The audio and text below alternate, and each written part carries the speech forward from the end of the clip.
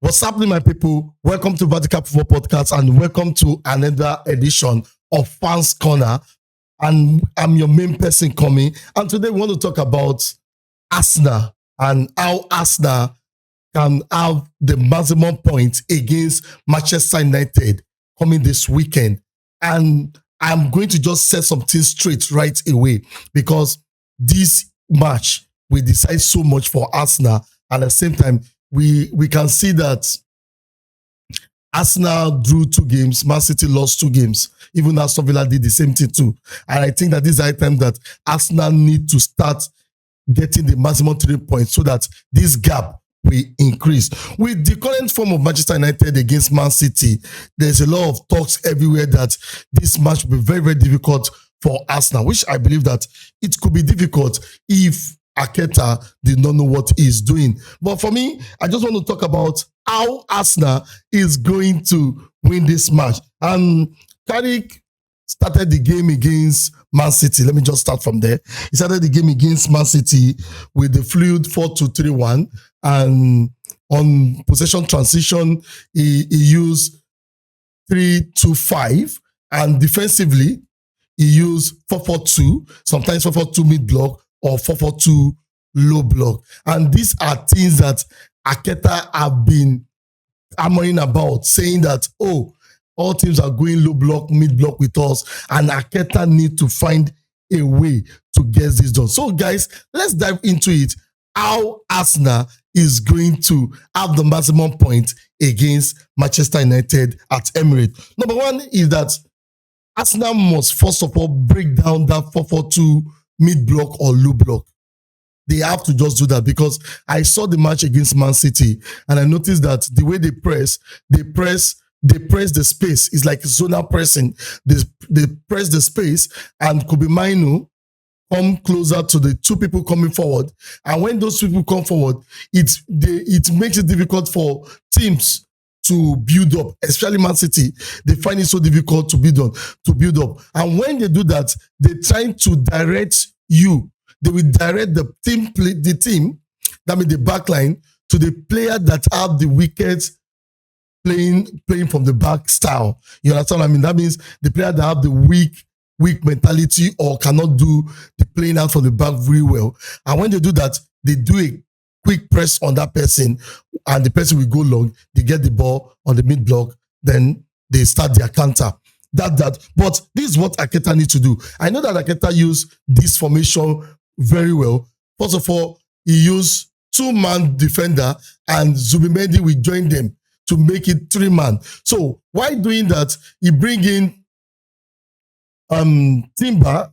This is a solution now. Timber have to naturally invert, then Ødegaard come close to form a midfield, to form a kind of 2-block reference for him from the 3-man defense and themselves. So when they are pressing, and Manchester United will have no choice than to get more bodies into that place. And what are they going to do? Because they know that Ahmad and Dogu, which I know, Ahmad and Dogu are going to tuck in. That means they're going to come in to make the midfield very narrow. So what are they going to do? They are going to, first of all, put a ball-playing midfielder in form of Ødegaard in that place. Then Zubimendi will be with the backline. Ødegaard will join what's his name? Timber. Then Rice will be at their front. So it creates a quick transition for Arsenal if Arsenal want to break out. So Ødegaard can easily hold on to play and with this sharp vision can send a pass to Saka, who is already at the wing.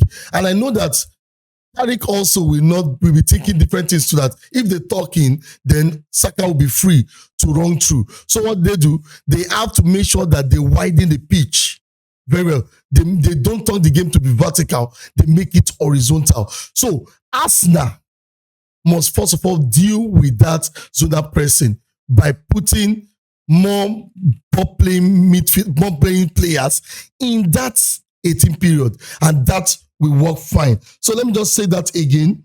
The first thing is that they are going to make sure that they break the the 4-4-2 mid block.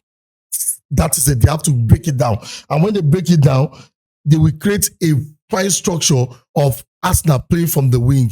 So in this match, Saka is very, very important. That's the first thing I'm going to say about that. Number two is that they have to exploit the possession transition of Manchester United. It is very, very important. They have to exploit that. Now, let me just give you a quick view. Assuming there's a board now, I'll have make it real quick. This is a little bit tactical.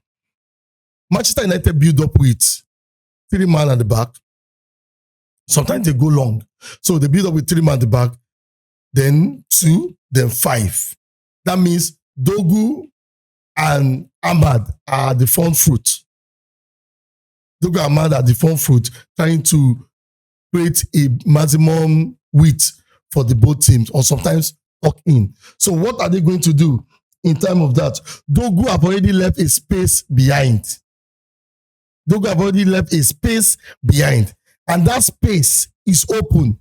And we know that Manchester United defenders, someone like Martinez, will want to cover for Dogu and widen the pitch to cover for Dogu, which means that a player as Gyökeres will be very, very useful in this match, because when there is space, Gyökeres have to stay in between Martinez and, if there is the player they want to use, or Evan or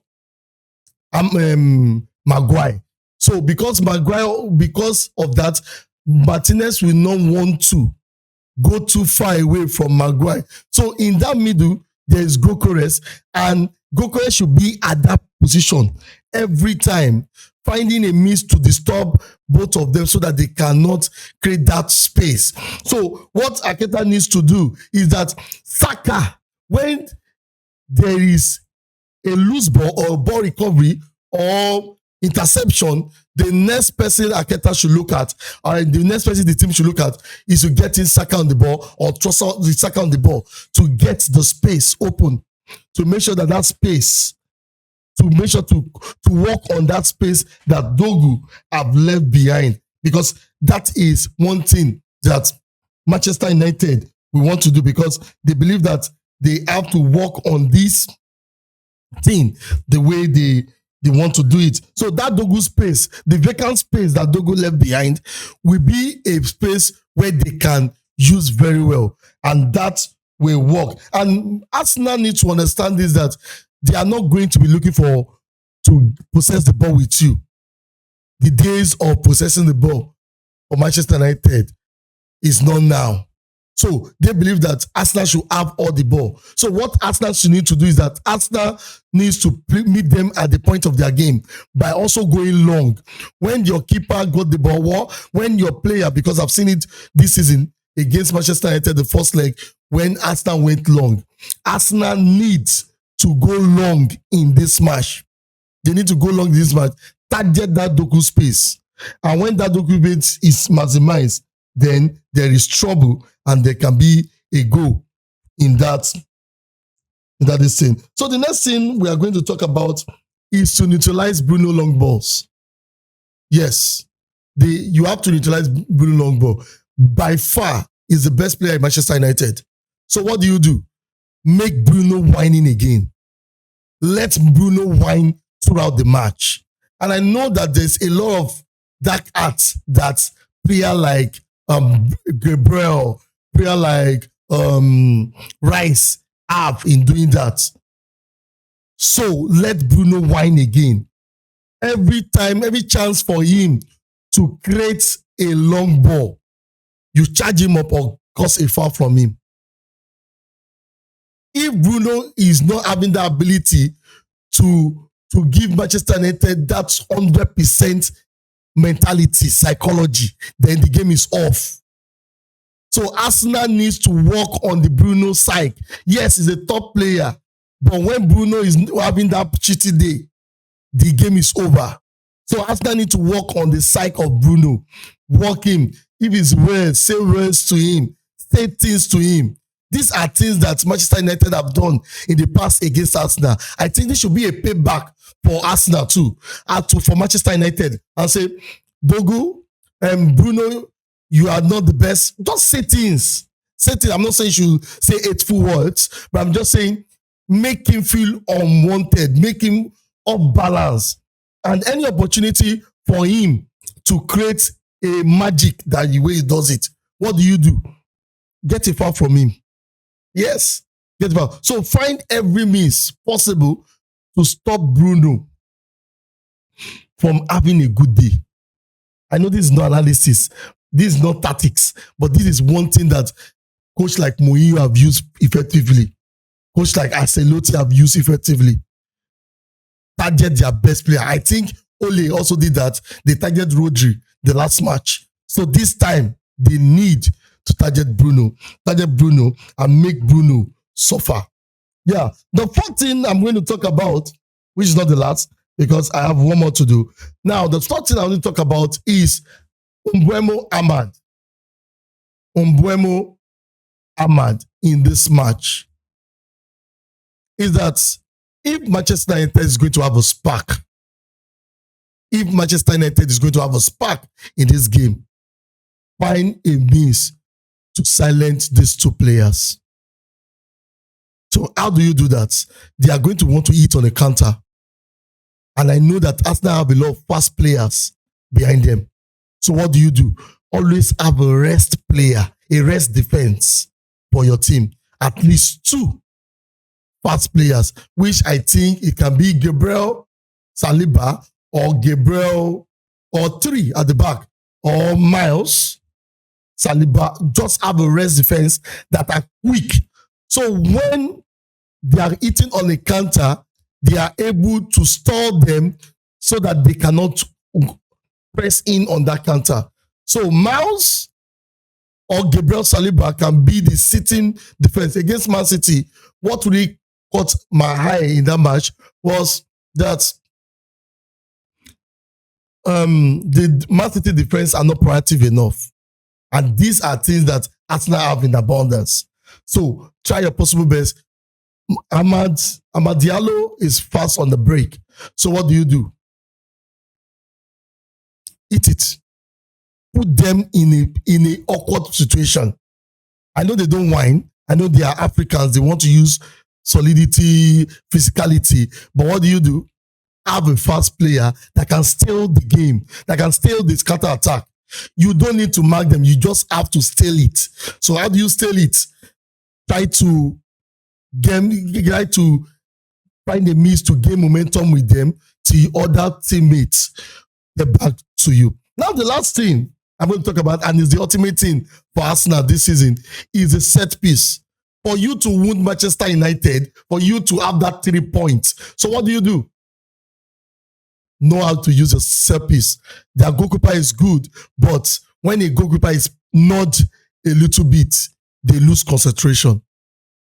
The normal setting routine, a player should be maybe Timber will be in front of the goalkeeper, which Maguire or any of them, any of the defender, will want to what?